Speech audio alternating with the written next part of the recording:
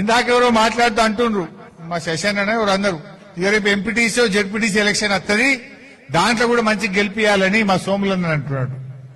ఈ దెబ్బకి ఇక పెడతాడు, ఇక పెట్టడిగా ఇంకా పెడతాడు. ఈ సింబల్ లేని సర్పంచ్ ఎన్నికల్లోనే గూబ గుయ్యం అనిపించింది రేవంత్ రెడ్డిది. రేపు కారు గుర్తు కనబడ్డదనుకో మైండ్ బ్లాక్ అయిపోతుంది రేవంత్ రెడ్డి. గుద్ది చూపెడతారు జనం. కారు కనబడితే కేసీఆర్ కనబడతాడు, కారు కనబడితే బీఆర్ఎస్ కనబడుతుంది. రేపు నాకైతే నేను అనుకుంటున్నా ఈ సర్పంచుల దెబ్బకు ఈ 4000 సర్పంచులు బీఆర్ఎస్ గెలిచినాక ఇంకా Revanth Reddy MPTC ZPTC election పెట్టే ధైర్యం చేస్తాడని అయితే నేను అనుకుంటలేను. ఎంతకు పోతాడు ఇక పెట్టాడు, ఏడాది 2 ఏళ్ళ దాకా పెట్టాడు, అసలే పెట్టాడు. ఇక నాకైతే డౌటే ఆయనకు ధైర్యం చాలుతుందని నేనైతే అనుకుంటలేను. కొద్దిగంత అకలున్నాయి, అర్థమైపోయాయి. అన్నం ఉడికిందా లేదా చూడనీకి ఒక మెతుకు ముట్టుకుంటే చాలు.